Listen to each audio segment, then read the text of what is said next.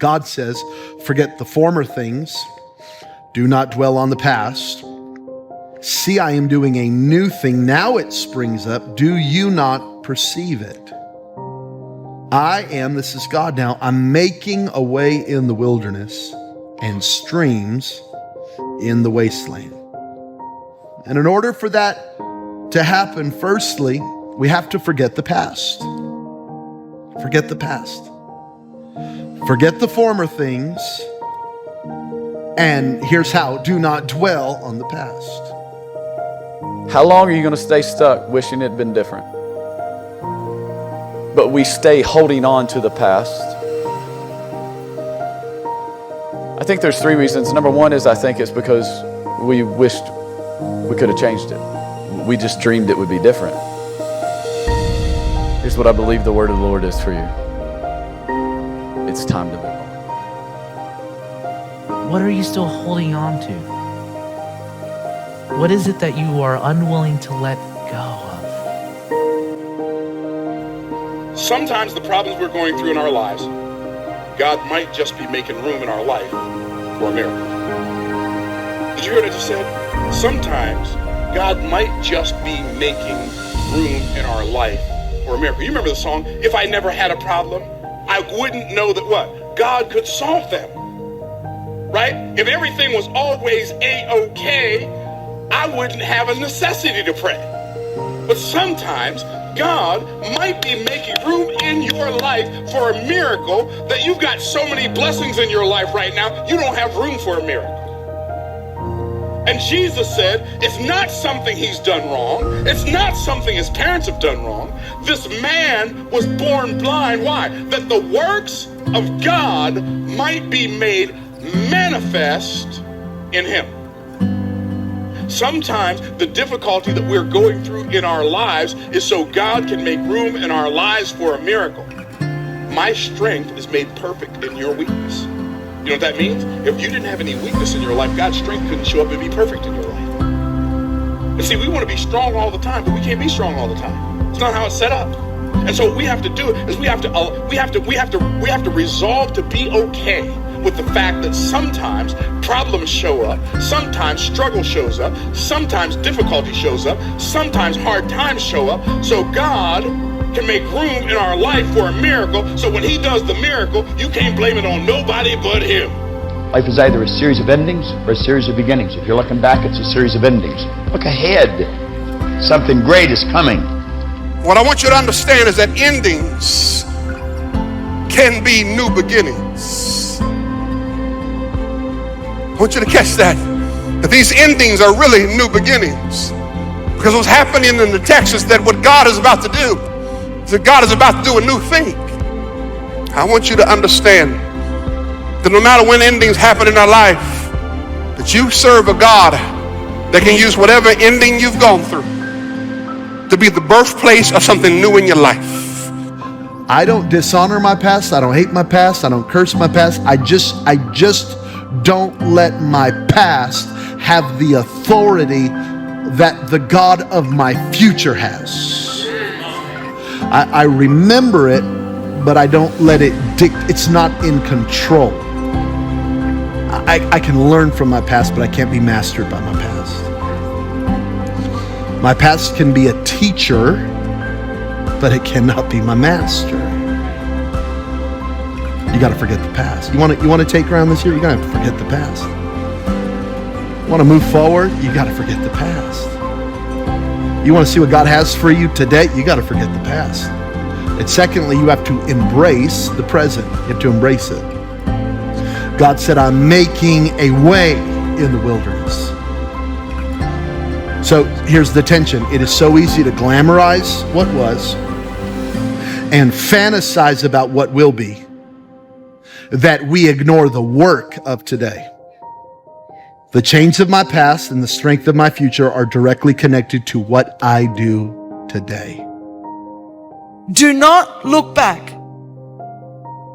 And we can glance back to remember the faithfulness and the goodness of God. But looking back, we're not there. We're here. And God's with us here. So maybe it's time to stop looking back. Some of us are not getting over offenses and bitterness and hurt and division and anger and disappointment and discouragement because we keep looking back. We keep rehearsing. We keep ruminating. So I wonder whether today it's time to stop looking back and stop longing and to start looking forward. God is in it all because He's doing a new thing and He's forging a new wineskin. And He says, I make rivers in the desert. Things sprout out. God's in the business of making a way where there is no way. God is in the business of fulfilling His purpose and His promise. And so while He's doing a new thing, let's not keep longing for the old thing. I want to encourage you to prioritize your future over your past. Not an old thing again, but a brand new thing. See, that's why we miss it. God's doing a new thing, and we think He's going to bring back an old thing. And the reason we can't see it is because we're looking for an old thing. God's going to bring back that person, or God's going to bring back that opportunity, or God's going to bring back that thing. And God's going, no, I'm not doing an old thing again. See, when I say God's doing a new thing, it sets me free from being obsessed with what should have been or what could have been. And it opens my heart to the possibility of what could be now. Stop chasing what should have been. Stop chasing what might have been. So it's not another chance to do an old thing again. It's a brand new start to do something today. It's not repeating history. It's not going to the past, but it's embracing what God can do today in your marriage, in your business, in your finances, in your faith, in your dream, whatever it might be. Don't try to recreate what was. Don't bring a failure from yesterday into today. If one dream dies, get back up and dream another dream. Quit reliving mistakes you've made, things that you wish you would have done different, wondering why it didn't work out. You may have done your best, given it your all, but it didn't succeed. Accept it as God's plan and move on. God is asking us, how long are you going to mourn over what you've lost? How long are you going to be discouraged over who hurt you and what you didn't get and the boss that wasn't fair? Come out of that pity party and come out of living in the past. It's time to get away from where you've been parked all your life. It's time to go and do something that is amazing with your life. If God got you through it, it's done.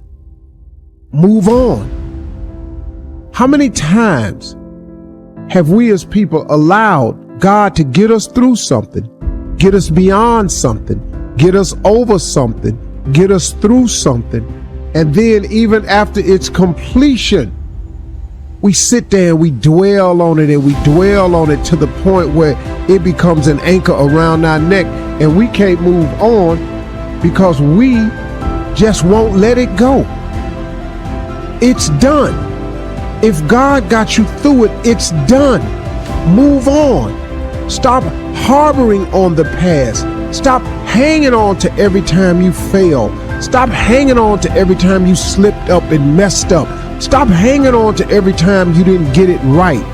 Everybody makes mistakes. Everybody messes up. Everybody don't get it right.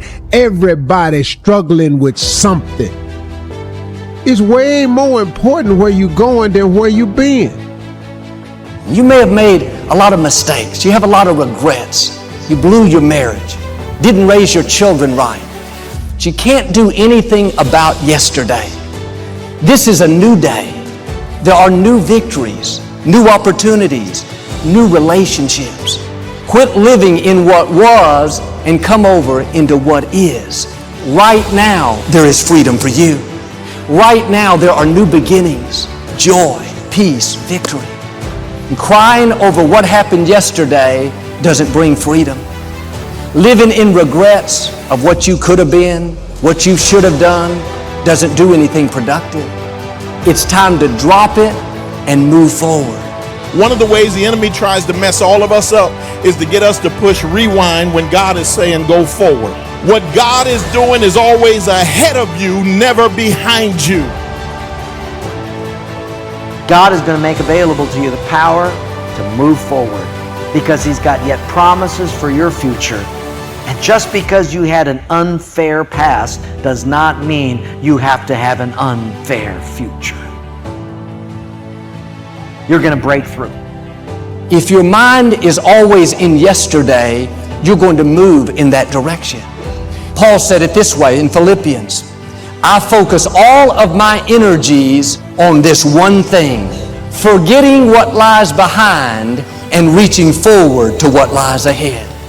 He knew if we went through life carrying negative baggage, we would miss our destiny. Where was Paul's attention? What was he focused on? He stayed focused on what's next. He was focusing on what lied ahead. Even though he had experienced great victories and great lows in his life, he was not focused on the great victories of the past. He was not focused on the hard seasons of yesterday. He was focused on what's next. One of the ways that you and I can overcome and can win the struggle against negative thoughts is by looking ahead, is by focusing our attention not on the problem that we're going through and not on the pain and the suffering of our yesterday, but instead to look up and know that there's still something good that is in front of us. To stay focused on what's next. Stay focused on what's next. What does Paul say? He says, I press on to take hold of it. So he said, here's what he said. We're pursuing a goal and we're reaching to what's ahead. And this is very important that you have something ahead of you. Stop circling back and going back to something in your past. I can't try to go back and deal with something in my past. Let that go. Goodbye. That's gone. I'm moving ahead. I'm going to what's in front of me. Where God wants you to go is ahead of you, not behind you. Stop going back.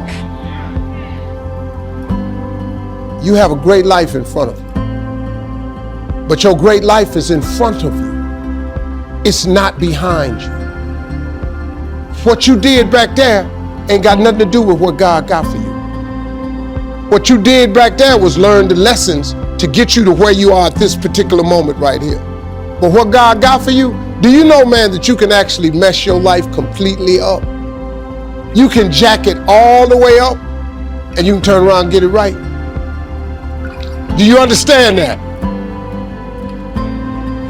Do you understand that you could have had a baby out of wedlock and still be all right? Do you know that you can be divorced multiple times and still be okay? Do you understand that you cannot have a degree and still be just fine? Everybody tripping through something. Everybody, I don't care who you are, you're going through something. But if you got God, you can make it.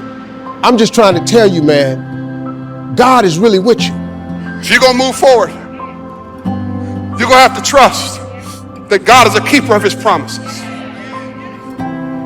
I love that promise. I'll never leave you nor forsake you.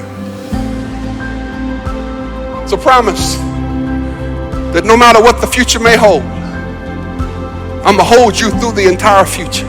It's a promise that God is with you. That you don't serve a God that abandons you when things get hard or abandons you when things are difficult. No, He is with you every step and moment of your journey. He's with you right now. He's going to be with you tomorrow. He'll be with you next week. He'll be with you next year. He is with you.